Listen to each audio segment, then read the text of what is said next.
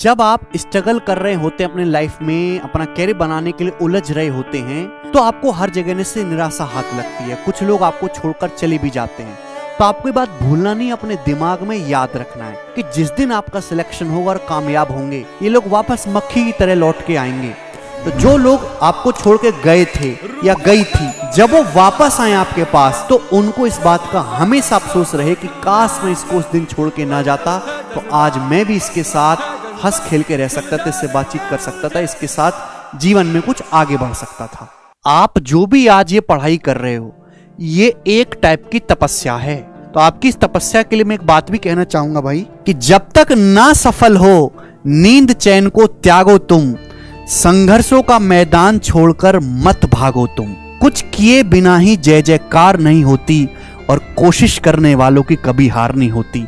कोशिश करने वालों की वाकई में कभी हार नहीं होती। आज मेहनत करके अगर आप अपने सपने पूरे नहीं करोगे, तो कल सपना देखने के लिए भी चैन भर नींद आपको नहीं आएगी। जिस दिन आपका मन ना होते हुए भी पढ़ाई करने के लिए बैठ जाओ, तो समझ लेना कि आप अपने मंजिल की ओर जा रहे हैं। कि ये जिंदगी एक ऐसी कलम की तरह है, जिसकी इंक खत्म होने से पहले आपको अपनी कहानी लिख देनी है, और कहानी सफलता वाली, सिलेक्शन वाली, ऐसी कहानी जिसको लोग 4 एग्जाम्पल देके सुनाएं। ये बात केवल लड़कों के लिए है। जब आप लोग पैदा हुए थे तो आपके घर में खुशियां मनाई गई थी, इसलिए कि जब बड़ा होगा तो कमाएगा, कमा के घर में लाएगा। ये संघर्ष आपको करते रहना पड़ेगा जब तक आप कामयाब नहीं हो जाते, और आप केवल तब तक ही अकेले हो जब तक आपकी कोई नौकरी नहीं लग जाती है, सक्सेस नहीं हो जाते। जिस दिन आपका सिलेक्शन हो गया, जिस दिन आप कामयाब बन गए, आपके घर वाले भी, आपके रिश्तेदार भी, पड़ोसी भी, और वो भी हो सके तो आपके साथ वापस आ जाएंगे। इसलिए ख्वाहिश ये मत रखो कि दुनिया आपकी तारीफ करेगी या जमाना आपकी खूबी ढूंढेगा।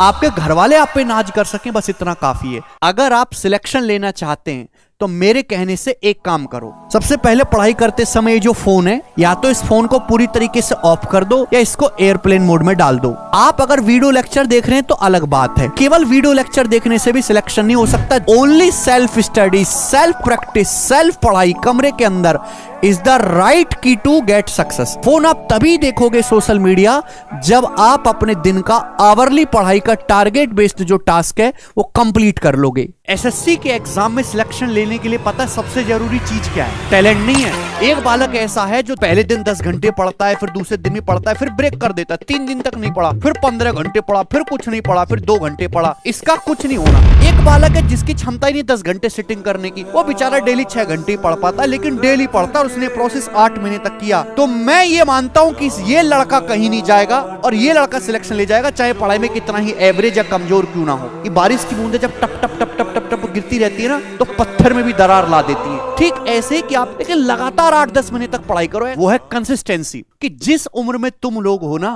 वो उम्र ऐसी है कि आपका घर वालों से मांगने का कुछ मन नहीं करता, और ना ही आप अपने घर वालों को कुछ दे पा रहे हो।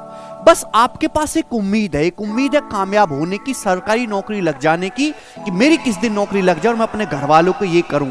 तो भाई मेहनत करते रहो, दिन रात अपने आप को रगड़ते रहो, क्योंकि संघर्ष का दौर आपका जितना बदसूरत है ना, जो आपकी सफलता का दौर आएगा वो उतना ही खूबसूरत होगा।